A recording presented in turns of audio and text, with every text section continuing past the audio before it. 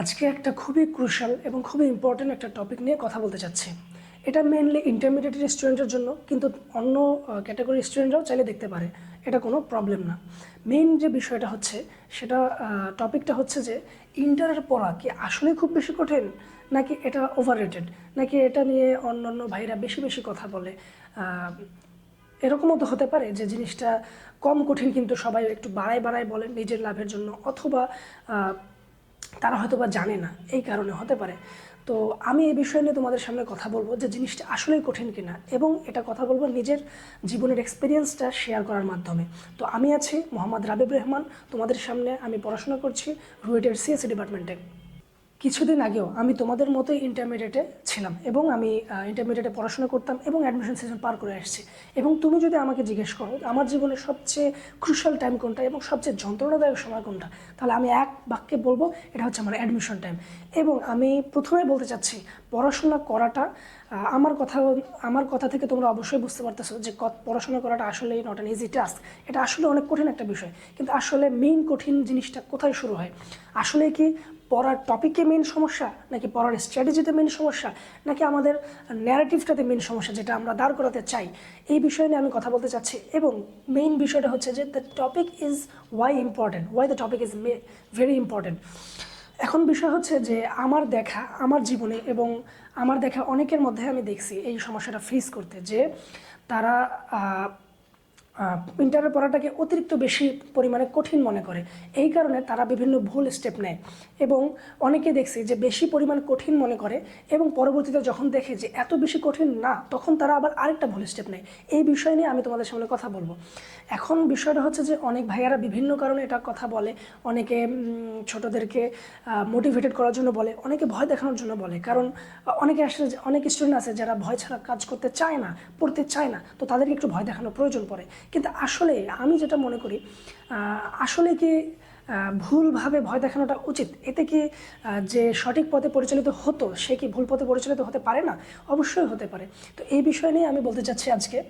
তো আমি যে মেইন উদাহরণটা তোমাদের সামনে দিতে চাচ্ছি, যে কোন জায়গাটায় আসলে ইন্টারমিডিয়েটের পড়াটা কঠিন হয়ে যায়।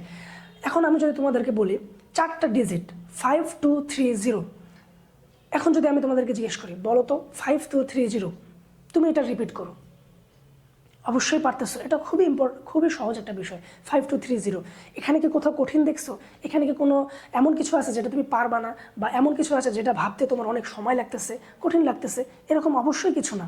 তাহলে এখন যদি আমি তোমাদেরকে আবার বলি যে এরকম 5230 দেন 8567, এভাবে করে যদি আমি 100টা ডিজিট বলি, তখন কি জিনিসটা সহজ হবে মনে রাখা? অবশ্যই মনে রাখা সহজ হবে না। তো there comes the main point, যে কোনো পড়াশোনা আসলে কঠিন না আসলে, কিন্তু যখন পড়াশোনার লেভেলগুলো এবং পড়াশোনার পরিমাণ একের পর এক বাড়তে থাকে, তখন জিনিসটা কঠিন হয়ে যায় বলে আমরা মনে করি। এবং এই কঠিন হওয়া যখন হয়ে যায়, তখন জিনিসটা অন্য ন্যারেটিভে দাঁড় হয়ে যায় যে পড়াশোনাগুলো কঠিন, এবং এর কারণে অন্য ছেলেপেলেরা ভুল পথে ধাবিত হয়। এখন সমস্যা হচ্ছে যে সমস্যাটা আসলে কেন, কোথায় হয়? যে আমি যেটা বলতে চাচ্ছি সেটা হচ্ছে যে পড়াশোনা করা কঠিন না, কিন্তু পড়াশোনা করাটাই কঠিন, কিন্তু পড়াশোনা কঠিন না। এখানে বিষয়টা আমি কি বোঝাতে চাচ্ছি, আমি যে ন্যারেটিভটা দাঁড় করাতে চাচ্ছি, যে আমরা যে টপিকগুলো মেইনলি পড়ি, একটা টপিক পড়লাম, এটা মেইনলি কঠিন না। দ্বিতীয় টপিক পড়লাম, এটাও কঠিন না, এবং মেজরিটি ক্ষেত্রে এটা কাউকেই কঠিন লাগে না। কিন্তু যখন 1 2 3 এভাবে করে 100টা টপিক বেড়ে যায়, তখন জিনিসটা কঠিন হয়ে যায়। তো আমি যে বিষয়টা বলতে চাচ্ছি, যে বড় ভাইরা যখন বলে যে পড়াশোনা, ইন্টারের পড়া অনেক কঠিন, অমুক অমুক চ্যাপ্টার অনেক কঠিন, ইন্টারে পড়লে তোমাদের মাথা ঘুরবে, ইন্টারের ফিজিক্স পড়লে তুমি পুরোপুরি পাগল হয়ে যাবা, এরকম বিভিন্ন মিম তৈরি করে, বিভিন্নভাবে ছেলেপেলের মাথায় ঢুকাই দেয় যে পড়াশোনাটা কঠিন। এই কারণে দুই প্রকারের মানুষ তৈরি হয়, দুই প্রকারের স্টুডেন্ট তৈরি হয় মেইনলি। তো এক প্রকার হচ্ছে যে যারা খুব পড়াশোনা করে, ঠিক আছে, যারা পড়াশোনা করে অথবা করতে চায়, তাদেরকে তুমি কঠিন বলো, সহজ বলো, তারা পড়বেই, ঠিক আছে, তারা পড়াশোনা থেকে বাদ যাবে না। কিন্তু তাদের মাথায় যখন ঢুকে যায় যে পড়াশোনাটা কঠিন, তখন পড়াশোনার টপিক কঠিন, তখন তারা একটা ভুল পদক্ষেপ নেয়। কোন জায়গাটা ভুল পদক্ষেপ নেয়? যে তারা মেনলি প্যানিক করে, এবং এটা অনেক মেজর একটা ইস্যু, যে তারা যখন প্যানিক করে, তারা ভাবে যে একটা পড়া টপিকটা কঠিন, কিন্তু তখন যখন সে পড়াশোনা শুরু করে তখন সে টপিকটা দেখে যে টপিকটা সহজ, তখন সে মনে করে হয়তোবা এই টপিকটা সহজ, কিন্তু পরবর্তীতে কোনো টপিক হয়তোবা কঠিন। তখন সে ভাবে কি যে আমি পরবর্তী কঠিন টপিকটা তাড়াতাড়ি আমাকে পড়তে হবে, কারণ সময় তো খুবই কম ইন্টারমিডিয়েটে, এটা জানা কথা, সময় খুবই কম, খুব বেশি পড়তে হয়। কিন্তু সেই কম সময়ের মধ্যে সে তখন ভাবে যে আমি যদি কঠিন পড়াটা তাড়াতাড়ি কমপ্লিট না করি তখন আমার কি হবে, তখন তো আমি সাকসেস পাবো না। তখন সে কী করে যে প্রতিনিয়ত সে কঠিন জিনিসের খোঁজ করতে থাকে, যে কোথায় কঠিন খোঁজ করতে থাকে। তখন কি হয়, তখন একটা টপিক যখন সে পড়া শেষ করে তখন সে মনে করে এটা সহজ টপিক, তো এটা তো আমার দেখার বিষয় না, আমার মেইন ফোকাসের বিষয় হচ্ছে যে কঠিন টপিকটা। তখন সে সহজ টপিকটা রেখে সে কঠিন টপিকে ফোকাস করতে চায়। পরবর্তী টপিক যখন দেখে সেটাও সহজ, তখন সে সেটা রেখে দেয়, আর সেটা নিয়ে নাড়চাড় করে না, আবার পরবর্তী টপিক আগাইতে থাকে, এভাবে করতে থাকে এবং সে প্রতিনিয়ত প্যানিক করতে থাকে। সে ঠান্ডা মাথায় ধৈর্য সহকারে আগের টপিকগুলো সে নাড়চাড় করতে পারে না, এবং দিন শেষে যখন সে সিলেবাস কমপ্লিট করে তখন সে দেখে যে কোনো টপিকে আসলে কঠিন ছিল না, কিন্তু সে যে কঠিনের খোঁজ করতে এসে ধীরে ধীরে সহজগুলোকে জমায় ফেলছে, এই জমানোটা তার সামনে পাহাড় স্বরূপ হিসেবে পাহাড় হিসেবে তার সামনে চলে আসে, এবং সেটা সে সহজে সরাইতে পারে না, অথবা অনেকে সরাইতে পারে কিন্তু অনেক বেশি কঠিন হয়, অনেকে আবার ঝরে পড়ে, অনেকে আবার কোনো রকমের সমস্যা হয় না, বাট কষ্টটা হয়। এখানে আমি বলতে চাচ্ছি, যদি সে মনে করতো যে আসলে কঠিন টপিক সে পাবে না, সবগুলো তার মেজরিটি সব টপিক সহজ, ঠিক আছে, সে যে টপিকে শুরু করবে সেই টপিক পড়লেই তার কাছে মনে হবে যে এটা পড়ার মতো জিনিস, এটা পারার মতো জিনিস, এবং তারপরের টপিকও পারার মতো জিনিস, এবং 100 নাম্বার টপিক যেটা পড়বো সেটাও আমি পারবো।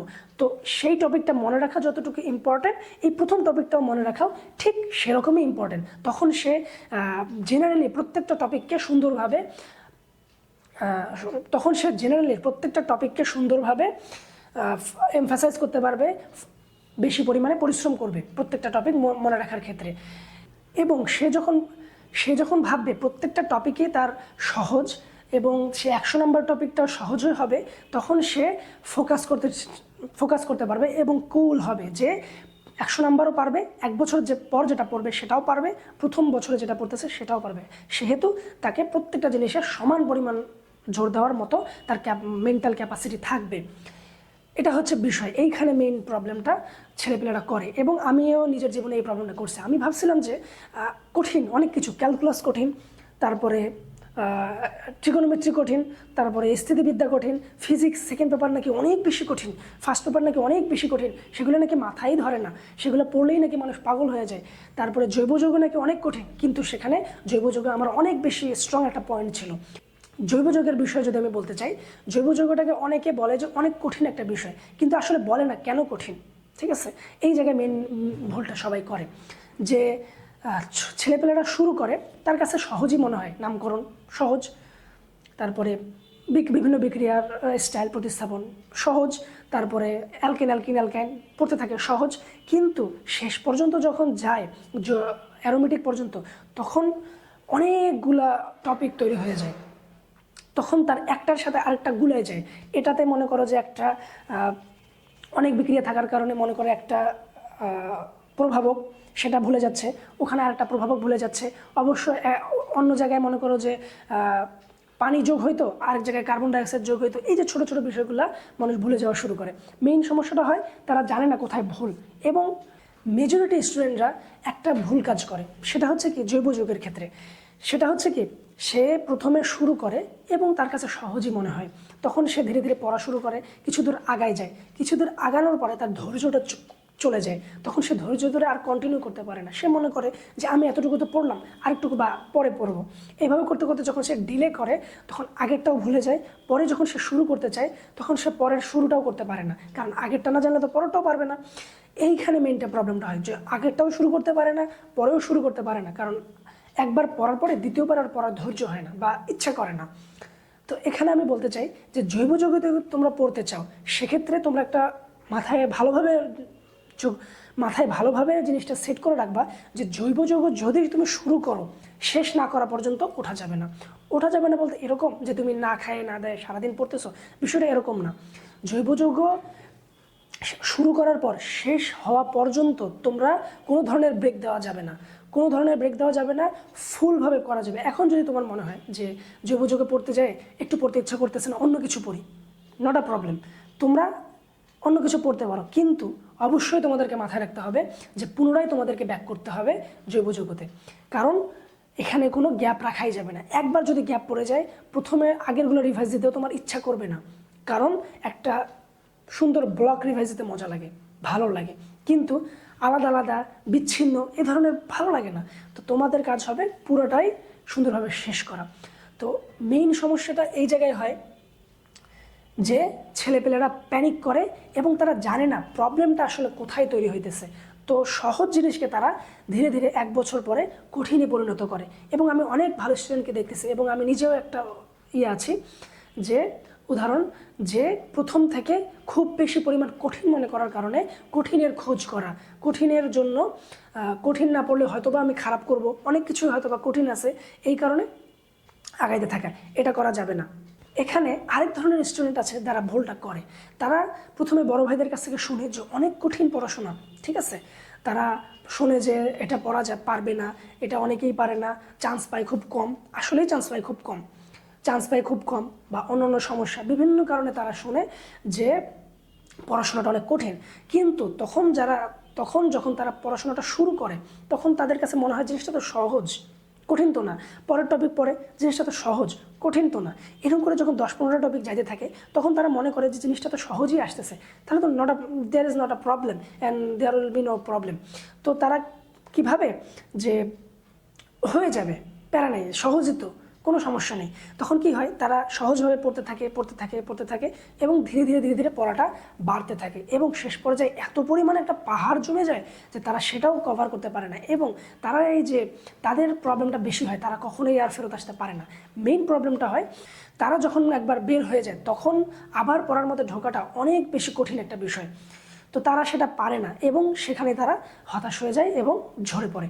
তো মেইন রিজনটা হইতেছে সবার মাথায় ঢোকানো যে পড়াশোনা আসলে করাটা কঠিন, পড়াশোনা করা কঠিন, কিন্তু পড়াশোনার বিষয় অতি সহজ, খুবই সহজ, এবং এর মধ্যে কোনো ভেজাল কিছু নাই, বা এর মধ্যে কঠিন বলার মতো সেরকম হাই থিওরিও কিছু নাই।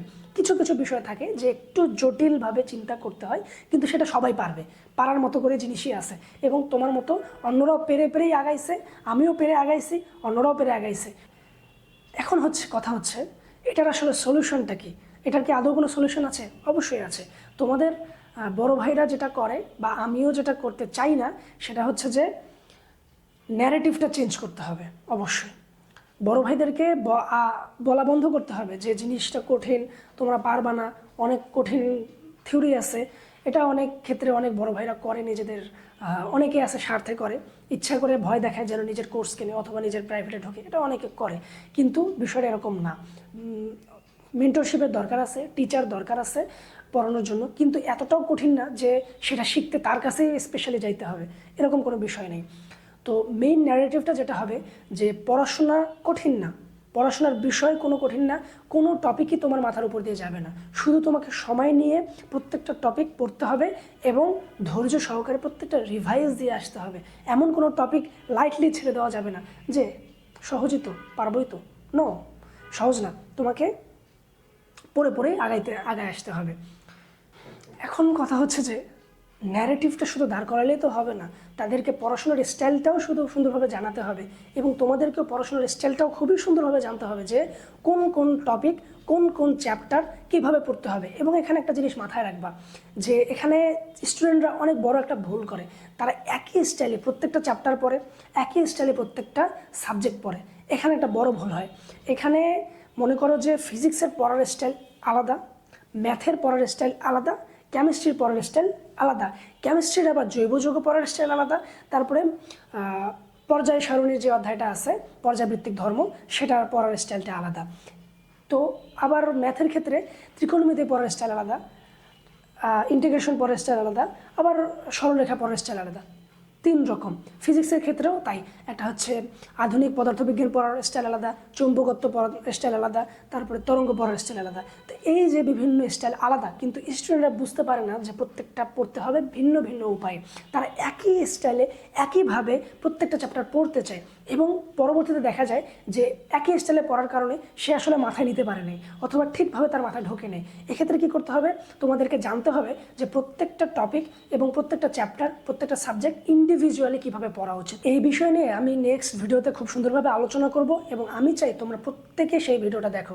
তোমরা যদি দেখো, এবং আমি অ্যাসিওর করতেছি যে তোমাদেরকে, যে তোমরা যদি প্রত্যেকটা ভিডিও, পরের ভিডিওটা প্রত্যেকটা মোমেন্ট খুব সুন্দরভাবে তোমরা দেখো, তাহলে তোমাদের শেষ পর্যায়ে এমনভাবে তোমরা নিজের মেন্টালিটি সেট হবে যে কোনো চ্যাপ্টার তোমাদের পড়তে কোনো সমস্যা হবে না। তাই তোমাদেরকে আমি আহ্বান করতেছি যে নেক্সট ভিডিওটা অবশ্যই দেখবা এবং এই ভিডিওতে অবশ্যই একটা সাবস্ক্রাইব করে রাখিয়ে দিবা এবং আমি ইনশাল্লাহ সামনে তোমাদের সামনে আবারও আসবো। আল্লাহ হাফেজ। আমি রাবিব রহমান।